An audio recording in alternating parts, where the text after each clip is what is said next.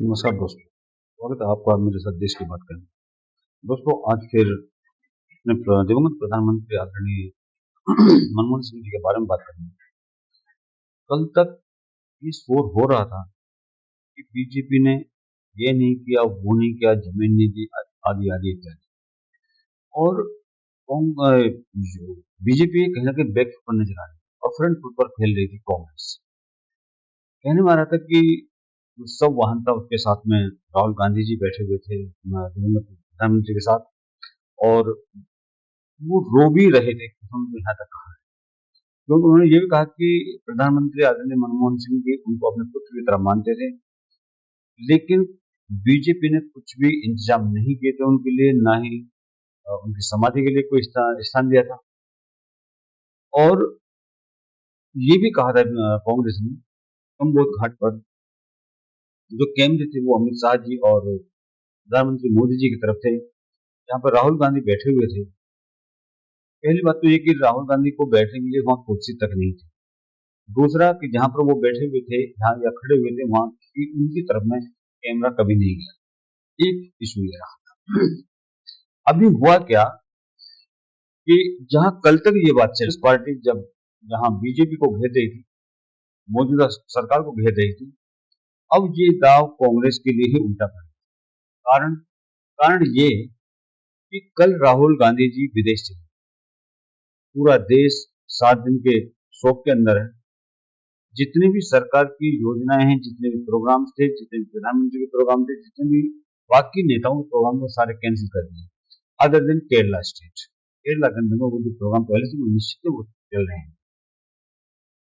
अब बात ये आती है कि राहुल गांधी को आखिर ऐसा कौन सा काम आ गया था कि जब देश शोक के अंदर डूबा हुआ था, जब झंडा आधा झुका हुआ था, तो राहुल गांधी को आखिर वो कौन सी ऐसी इमरजेंसी आ गई थी कि राहुल गांधी को बाहर जाना पड़ा।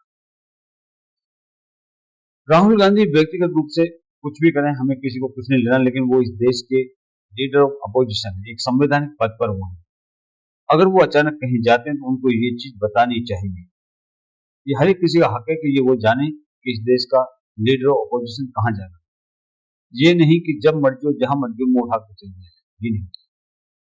अगर वो कुछ नहीं होते, केवल एक एमपी होते, मेंबर पार्लियामेंट होते, फिर कहीं जाते तो कोई नहीं।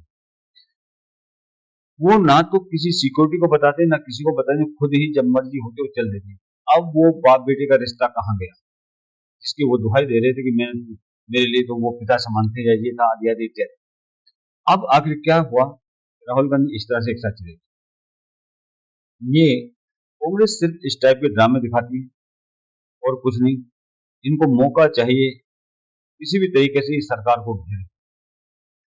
और ये जो अभी शोर मचा रहे हैं कि प्रधानमंत्री दिवंगत प्रधानमंत्री मनमोहन सिंह जी को कहीं समाधि के लिए कहीं उचित स्थान नहीं दिया गया, तो 4 प्रधानमंत्री, पूर्व प्रधानमंत्री, इन चारों पूर्व प्रधानमंत्रियों के देहांत के समय आदरणीय मनमोहन सिंह जी प्रधानमंत्री थे। ये प्रधानमंत्री हैं पीवी नरसिम्हा राव, चंद्रशेखर जी, विश्वनाथ प्रताप सिंह और इंद्र कुमार गुजराल। ये 4 प्रधानमंत्री थे। और जब इनका देहांत हुआ था, तब आदरणीय मनमोहन सिंह जी प्रधानमंत्री थे इस देश के। और इनमें से किसी का अंतिम संस्कार, किसी का भारत सरकार द्वारा राजकीय सम्मान के साथ नहीं किया। इनमें से किसी की भी समाधि स्थल दिल्ली में नहीं बनने दी गई। और अब ये लोग मनमोहन सिंह जी के लिए रोना धोना कर रहे हैं। बात यह है कि क्या कोई ये जवाब दे सकता कांग्रेस का व्यक्ति, क्योंकि ये जो 4 प्रधानमंत्री के नाम मैंने बताए, आदरणीय पीवी नरसिम्हा राव जी, चंद्रशेखर जी, विश्वनाथ प्रताप सिंह जी और इंद्र कुमार गुजराल, इनको प्रॉपर सम्मान क्यों नहीं दिया गया इनके अंतिम समय? इनकी समाधि दिल्ली के अंदर इन लोगों ने क्यों नहीं की? क्या कोई जवाब है इनके पास? नहीं। क्योंकि इन चारों के टाइम पर ही आदरणीय मनमोहन सिंह जी प्रधानमंत्री होते हुए मनमोहन सिंह साहब जब भी कुछ कार्य करते थे, पहले उसकी कंफर्मेशन वो लेते थे सोनिया गांधी जी से। सोनिया गांधी जी जो बोलेंगे वो बोलेंगे।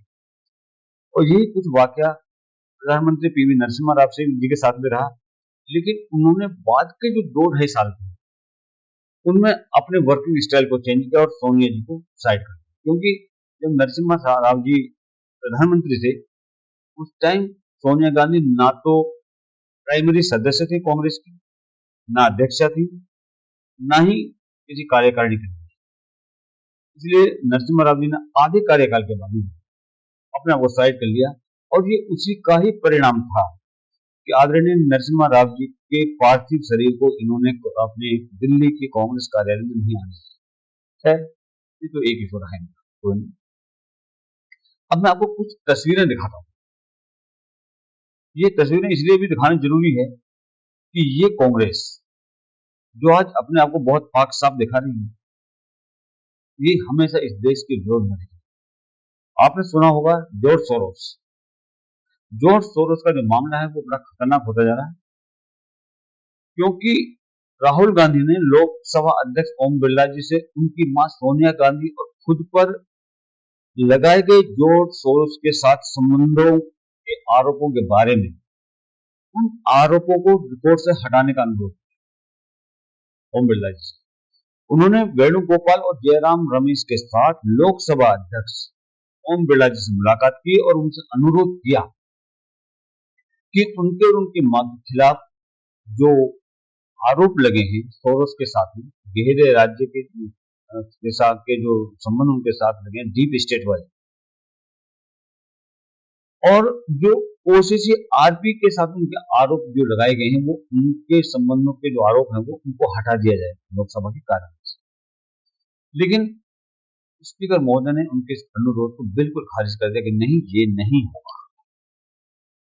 स्पीकर ने उनकी मांग को क्यों अस्वीकार किया, ये भी एक आवश्यक विषय है कि इन जनरल अगर कोई क्लेम करता है कि या रिक्वेस्ट करता है कि इन आरोपों को हटा दिया जाए, लोकसभा अध्यक्ष उसको अपनी समझ के अनुसार हटा देते हैं। लेकिन जब बात आती है जो आरोप लगे हैं उनके अंदर सच्चाई है, उनके अंदर में दम है, तो लोकसभा स्पीकर को कभी नहीं हटा, क्योंकि ये उनके खिलाफ आरोप नहीं है सिर्फ, बल्कि ये सबूतों से लैस एक सच्चाई है।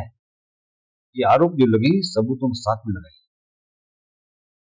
और निशिकांत दुबे जी, सुधांशु त्रिवेदी जी और संबित पात्रा, इन तीनों के द्वारा संसद के अंदर में खुले तौर पर ये सबूत पेश किए जा रहे हैं इन मां बेटों के संबंध जॉर्ज सोरोस के साथ हैं।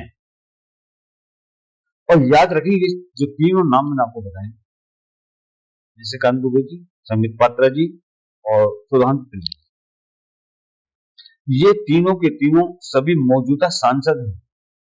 कोई ऐसे चलते फिरते व्यक्ति नहीं है, ये मौजूदा सांसद हैं और वे आरोप लगाने की जिम्मेदारी के बारे में भी जानते हैं। ये कांग्रेस के लोग नहीं है कि जिसकी जो मर्जी हो वो बोले और पतले गले से निकले। ये वो लोग हैं तीनों के तीनों जो ये समझते हैं कि वो क्या कह रहे हैं या उनकी बात की मायने क्या है। इसलिए ये मत समझिए कि उन्होंने आरोप ऐसे हवा में लगाए हैं। उन्होंने जो मेरे को लगता है ये जो कैरेक्टर भी है भी, उन्होंने जो आरोप लगाए हैं उसके साक्ष्य भी लोकसभा अध्यक्ष को दिए हैं।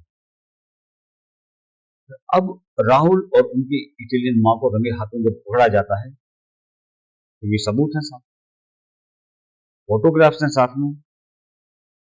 अब लगता है कि ये किसी भी कीमत पर देश के कानून से बच नहीं, और इसीलिए ही ये बार बार भाग करके विदेश जाते हैं, वहां कुछ ना कुछ अपना शेल्टर ढूंढते हैं, अल्टरनेट ढूंढते हैं कि अगर यहाँ पर कोई ऐसी कार्रवाई होती है तो ये कहां जा सकते हैं। फिर हम आते हैं वापस आदरणीय मनमोहन सिंह जी के मुद्दे पर। बात यह है कि ये जब इतने उनके साथ में घनिष्ठ संबंध अपने बता रहे हैं तो छोड़ करके आखिर क्यों गए, ये आज देश का हर व्यक्ति जानना चाहता है कि इस देश का एलओपी अचानक तो क्या कार्य ऐसा आ जाता है कि छोड़ करके सब कुछ छोड़कर चला जाता है। ये पहली बार नहीं हुआ है। जब 26/11 का हमला हुआ था, जब ताज होटल के ऊपर बॉम्बे में हमला हुआ था, ये राहुल गांधी जी इसी तरह से निकल गए थे देश से। तो ये अब समय है, समय अगर देश भी इनसे पूछना चाहता है पहले आप एकमात्र सांसद थे, अभी आप लोकसभा में अपोजिशन के लीडर हैं। अब आपकी ये नैतिक जिम्मेदारी बनती है कि आप ये देश को बताएं कि आप कहाँ जा रहे हैं, किस लिए जा रहे हैं। जहां आप एक तरफ कहते हैं कि मनमोहन सिंह उनके लिए पिता समान थे, तो क्या पिता की अस्थि विसर्जन से पहले ही देश छोड़कर के बाहर जाना कोई उचित है? किसी को भी आपकी पर्सनल लाइफ से कुछ नहीं लेना, बशर्ते आप लोकसभा के अंदर में लीडर ऑफ अपोजिशन नहीं है। अगर आपको जाना ही है तो उस पद को छोड़ दीजिए। कोई संवैधानिक पद आप मत रखिए अपने पास। आपकी जो इच्छा है, जो करना है वो आप कीजिए, लेकिन जब तक आप इस पद पर हैं, आप इस पद की गरिमा को बनाए रखें, यही आपसे निवेदन है। धन्यवाद। जय हिंद, जय भारत।